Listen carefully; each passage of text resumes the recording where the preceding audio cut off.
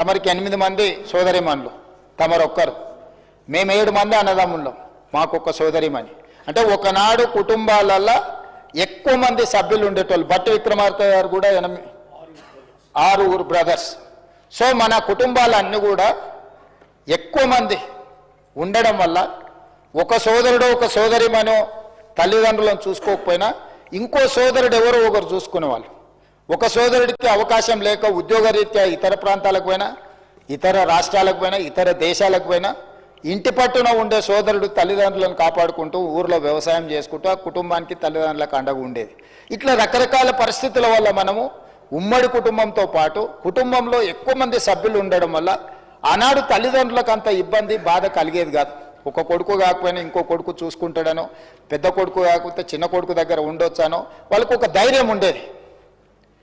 గ్రామం కూడా ఒక ధైర్యం ఉండేది.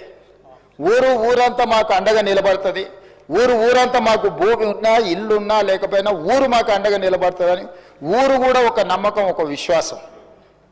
ఉమ్మడి కుటుంబం ఒక నమ్మకం, విశ్వాసం. కుటుంబంలో ఎక్కువ మంది పిల్లలు ఉండడం ఒక నమ్మకం, విశ్వాసం. ఈరోజు కాలం మారింది, పరిస్థితులు మారినాయి, ఆలోచనలు మారినాయి, అవసరాలు మారినాయి, మన ఎదుగుదల లేకపోతే మన ఆలోచనలు మారిపోయినాయి. ఈ సందర్భంగా ఈరోజు ఈ చట్టాన్ని ఈ పరిస్థితుల్లో ఈరోజు మనం చేసే పరిస్థితి వచ్చింది అధ్యక్ష. అందుకే ఈ చట్టంలో మనం ఆడపిల్లలకి ఆస్తుల్లో సమానమైన హక్కు తీసుకొచ్చినాం. ఈరోజు కొడుకుకి కూతురికి తేడా లేదు, కొడుకైనా కూతురైనా సమానమే అనుకునే తల్లిదండ్రులను చూసినాం. తల్లిదండ్రులు చనిపోయినప్పుడు పెద్ద కొడుకు తలకొరివి పెడతారనే నానుడి మనకుంది. లేకపోతే కొడుకే తలకొరివి పెట్టాలని, కొడుకులు లేకపోతే దత్తత తీసుకునే సాంప్రదాయాన్ని మనం చూసినాం. తలకొరివి పెట్టడానికి మేము దత్తత తీసుకున్నాం అన్నోళ్ళను చూసినాం. ఈరోజు సమాజంలో మార్పు వచ్చింది. తల్లిదండ్రులు చచ్చిపోతే తలకొరివి కూతుర్లే పెడుతున్నారు. సమాజం వీటన్నిటిని వెల్కమ్ చేస్తుంది.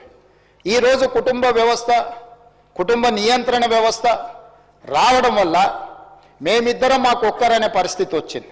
భార్యాభర్తలు ఇద్దరైతే ఇంతకుముందు 2 లేక 3 పిల్లలు అనేటోళ్ళు. అంతకంటే ముందు ఉమ్మడి కుటుంబాలు అత్యధికంగా సంతానం ఉండేది. ఎంత సంతానం ఉంటే అంత అదృష్టం అని భావించేటోళ్ళు, అంత ఆస్తి అని భావించేటోళ్ళు.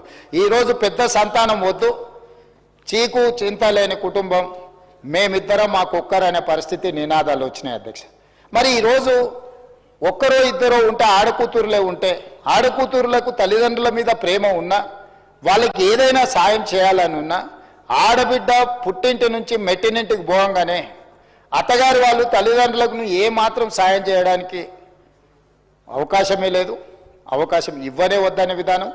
కానీ తల్లిదండ్రుల నుంచి వచ్చే ఆస్తి మాత్రం మొత్తం అల్లుడో లేకపోతే అత్తగారోలో మొత్తం తీసుకొని రమ్మని మాట్లాడే పరిస్థితులు మనం చూస్తున్నాం. ప్రజాప్రతినిధులుగా మనం కూడా ఈ పంచాయతీలు తెంచుతున్నాం.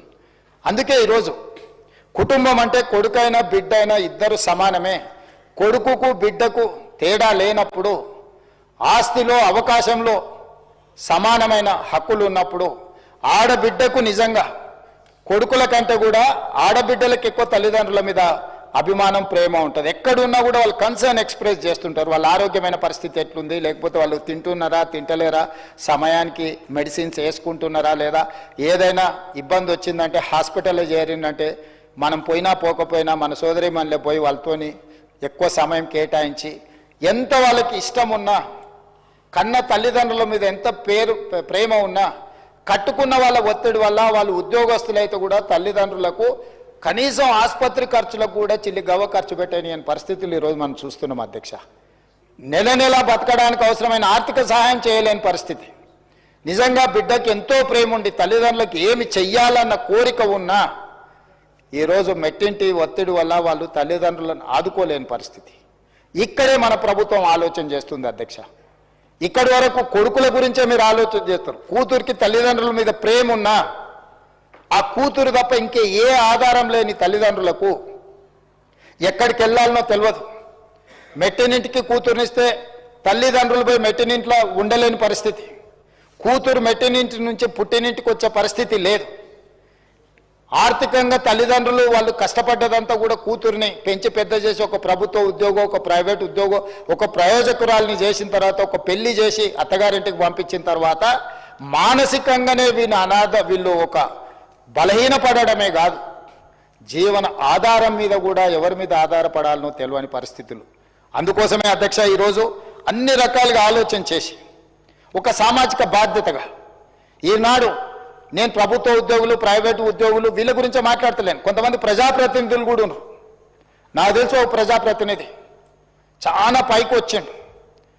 వాళ్ళ తండ్రికి క్యాన్సర్ వస్తే అతను మంత్రిగా ఉండే ఆ తండ్రిని కనీసం బజార్కి వెళ్ళి ఏమైనా పండ్లు కొనుక్కోవాలంటే కూడా తీసుకుపోయే పరిస్థితి లేదు. అతను పాపం నడుచుకుంటూ పోయి ఆయనకు కావాల్సినటువంటి ఫ్రూట్స్ ఇంట్లో భోజనం పెట్టక భార్య భయానికి తండ్రి యోగక్షేమాలు కూడా కనుక్కునే పరిస్థితి కొడుకు లేకపోతే పాపం అతనే నడుచుకుంటూ పోయి ఆ పండు పొలాలు తెచ్చుకొని ఆయన జీవితం ఆయన గడిపాను.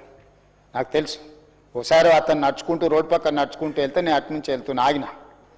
ఏం సంగతి, ఎందుకే మీరేమో నడుచుకుంటూ పోతుండ్రు, ఏంది కొడుకు మంత్రి కదా ఎవరో ఒకరు తీసుకెళ్ళి ఏమైనా కొనుక్కొస్తారు కదా అని. ఎందుకు లేని ఆయనని ఇబ్బంది పెట్టుడు, నాకు లేదు నా పని నేను చేసుకుంటాను. ఈ మధ్య కాలంలో ఆ తండ్రి చనిపోయినప్పుడు మన వాళ్ళందరూ కూడా పోయి పరామర్శించి వచ్చిన మాజీ మంత్రిని. కానీ అతను తండ్రి పట్ల వ్యవహరించిన తీరు చాలామందికి తెలియదు. అట్లాంటి వాళ్ళు కూడా ఈ సమాజంలో ఉన్నారు ప్రజాప్రతినిధులలో. అందుకే ఈ చట్టం ప్రభుత్వ ప్రైవేటు ఉద్యోగులకే కాదు అధ్యక్ష, ప్రజాప్రతినిధులను కూడా ఈ చట్టం పరిధిలోకి తీసుకొచ్చిన. ప్రజాప్రతినిధులుగా గొప్ప గొప్ప ఉపన్యాసాలు ఇచ్చేటోళ్ళు కూడా కన్న తల్లిదండ్రుల పట్ల బాధ్యత నిర్వహించిన వాళ్ళని కూడా నా కళ్ళతో చూసిన అధ్యక్ష. అందుకే ఈరోజు ఈ చట్టం ప్రజాప్రతినిధులతో పాటు ప్రభుత్వ ఉద్యోగులతో పాటు ప్రైవేటు ఉద్యోగులతో పాటు ఎవరెవరికైతే తల్లిదండ్రులకు పిల్లలు ఉన్నారో, పిల్లలు స్వార్థంతో కూడుకున్న ఆలోచనతోని తల్లిదండ్రులను నిర్లక్ష్యం చేసినరో ఆ పిల్లలకు గుణపాఠం చెప్పడానికే ఈ చట్టం తెచ్చినాం అధ్యక్ష. ఒక కలెక్టర్ దగ్గర, ఒక ప్రభుత్వ అధికారి దగ్గర నా కొడుకు నన్ను సరిగ్గా చూసుకుంటలేడు అని ఒక అప్లికేషన్ పెట్టిందంటే ఆ వ్యక్తులను సమాజం అంతా బహిష్కరించాల్సిన అవసరం ఉంది అధ్యక్ష. తల్లిదండ్రులను చూసుకోనోడు ఈ సమాజంలో మనిషిగా జీవించడానికి కూడా అర్హత లేదు అధ్యక్ష. అట్లాంటి వాళ్ళని మనం అందరం సామాజిక బహిష్కరణ చేయడమే కాకుండా చట్ట పరిధిలోకి పట్టుకొచ్చి ఒక చట్టాన్ని, ఒక శాసనాన్ని చేసి ఈరోజు వాళ్ళను, ఆ తల్లిదండ్రులను కాపాడే బాధ్యత ఈ సభ మీద ఉన్నదని నేను భావిస్తున్నా అధ్యక్ష. మనం చదువుకున్న వాళ్ళం, విజ్ఞత ఉన్న వాళ్ళం, ప్రపంచంలో జరుగుతున్న పరిణామాల పట్ల అవగాహన ఉన్న వాళ్ళము. ఈనాడు ఈ చట్టం చేయడం ద్వారా కొంతైనా ఆ వృద్ధ తల్లిదండ్రుల కోసం మనం అండగా నిలబడ్డాము. ఇదొక భరోసా, విశ్వాసం. దీనివల్ల పూర్తిగా న్యాయం జరుగుతుందని నేను అనను, వివాదాలు సమసిపోతాయని కూడా నేను అనను. కాకపోతే తల్లిదండ్రులకు అవసరమైతే కొడుకును భయపెట్టడానికి ఒక మంత్రదండం ఇవ్వాలి, వాళ్ళకు ఒక శక్తి ఇవ్వాలి. నా చేతిలో ఈ చట్టం ఉంది, స్పీకర్ గడ్డం ప్రసాద్ కుమార్ గారు అధ్యక్షతన ఈ చట్టం పాస్ అయింది, ఈ చట్టం ద్వారా నాకు కొంత హక్కు వచ్చింది. బాధ్యత లేని కొడుకును ఈ చట్టం ద్వారా అవసరం అనుకుంటే నియంత్రిస్తా అని ఆ వృద్ధ తల్లిదండ్రులకు ఒక నమ్మకం, విశ్వాసం, జీవితం చర్మాంకంలో ఒక నమ్మకం, విశ్వాసం కల్పించడానికి ఈరోజు ఈ చట్టాన్ని తీసుకొచ్చినాం అధ్యక్ష. మనందరం ఈ సభలో ఉన్న ప్రతి సభ్యుడు ఏదో ఒక సందర్భంలో ఈ సమస్యను చూసిన వాళ్ళమే, ఈ సమస్యను మనం ఏదో రకంగా పరిష్కరిద్దామని అనుకున్న వాళ్ళమే. దీనికి చట్టబద్ధత కల్పిస్తున్నాం.